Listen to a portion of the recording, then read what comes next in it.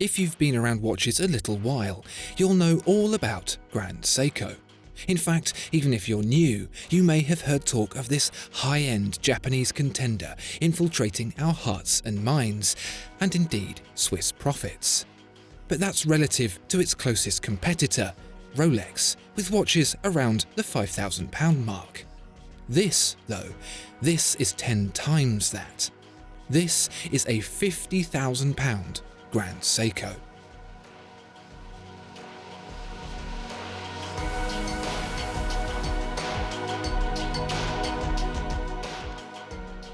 If there are any watches on the Watchfinder website you'd like to see on the channel, please let us know in the comments below.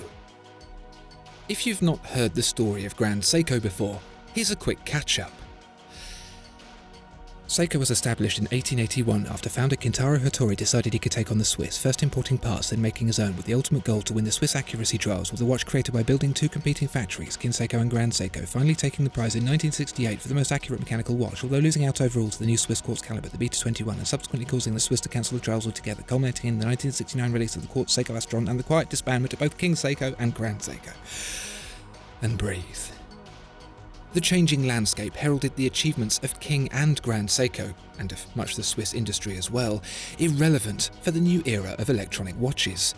But with the luxury mechanical watch gaining new ground in the run-up to the new millennium, it was time for Seiko's high-end division to resurface. In 2010, Grand Seiko, and just Grand Seiko, was brought out of hibernation and made internationally available once again. 6 years later, and the watchmaker introduced this, the SBGD-001, an unassuming title for what would be the company's biggest gamble yet.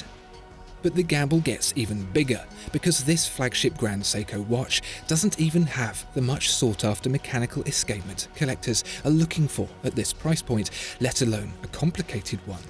Instead, it has the very thing that wiped it out last century, a simple, time-only quartz. It seems absolutely bonkers, and perhaps even slightly insensitive, to fit this halo piece with such a controversial technology, a bit like having your killer's ashes spread on your grave perhaps.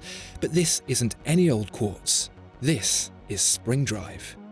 Spring drive was to be the next big thing after quartz, an electronic regulator that didn't need a battery.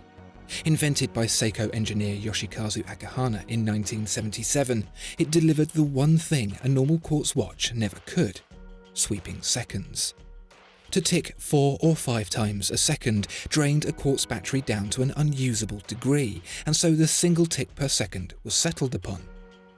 With spring drive, however, the power source, a self-winding mainspring, would never run out. In fact, spring drive goes one step further.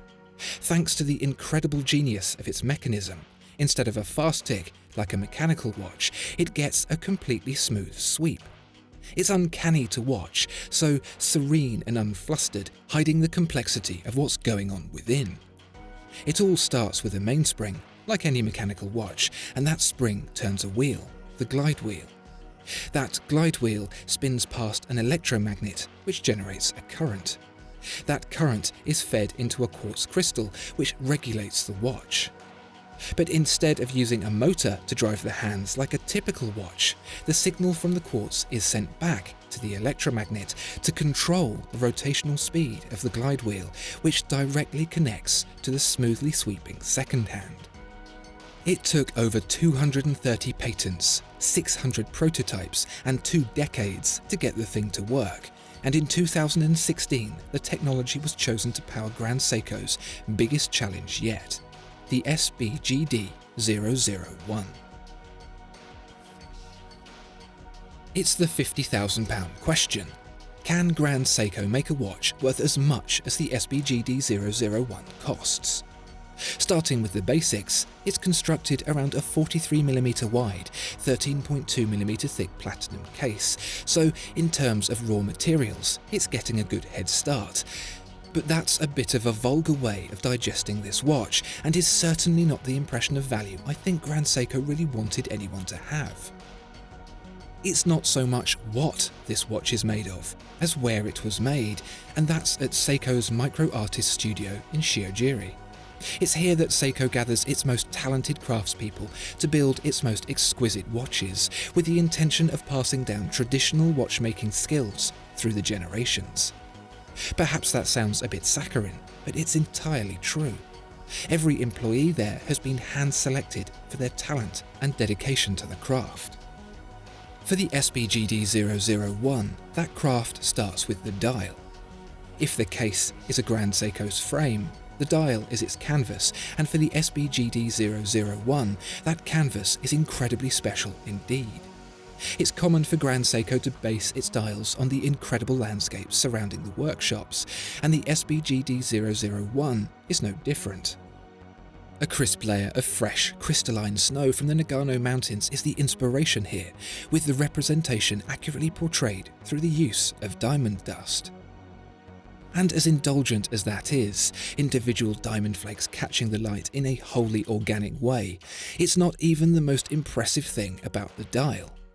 What is the most impressive thing about the dial are the hands and markers. Even being used to the exceptional quality of a Grand Seiko, the finish on these things is out of this world. Every facet is so deeply mirrored that they can actually be used as, well, mirrors, and that's no exaggeration. That this finish was achieved by hand can scarcely be believed. Even being unfair and trying to catch the reflections on the undersides of the hands yields yet more sensational quality. The heat-blued smooth seconds is uniformly brushed, whilst the hours and minutes are bead-blasted. It's a level of attention to detail that, quite frankly, isn't expected anywhere, yet there it is. That's the front. What has the Micro Artist Studio got in store for the back? This Caliber 9R01 is the studio's first spring drive project, and with it being such a different and unusual technology, the watchmakers there wanted to make the design of the movement reflect that. The large, single-piece bridge certainly achieves it. It's unlike anything I've ever seen before. It's a simplistic approach that underplays just how complex this movement is, requiring 3 barrels and 307 parts to run for its full reserve of 8 days. It may seem a disappointment at first, hiding the mechanism inside, but it serves a very different purpose: to demonstrate the unbeatable skill of the Micro Artist Studio watchmakers. There's no mess of parts to hide behind, no complexity to fool the eye. The finish applied by the watchmakers stands out to the extreme, almost demanding to be scrutinized. And you should, because the twig-applied polish, that's not a joke, they really do use sticks from the gentian plant because of the optimum softness and ability to hold abrasive compound, on the beveled edges is nothing short of perfect, perhaps even the best in the world. By the way, if you were wondering about the shape of the bridge and if it was supposed to represent something, you'd be right. That's the profile of Mount Fuji, with the glide wheel, the sun poking up behind. Every little detail has been painstakingly considered and perfectly achieved, from the heat-blued screws to the engraved and filled text.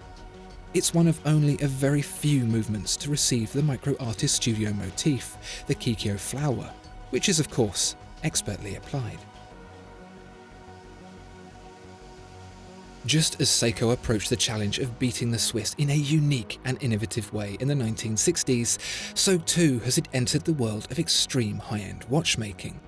The SBGD001 somehow achieves the ability to be reserved, polite and delicate, all the while it's also like nothing else ever made before. It's a love letter to the art of watchmaking by the finest watchmakers in Japan, told in a language unique to them alone. Only this time, it's in a class of 1. Discover more exceptional watches at Watchfinder. If you enjoyed this video, please like and subscribe. If there are any other watches you'd like to see reviewed, please let us know in the comments below.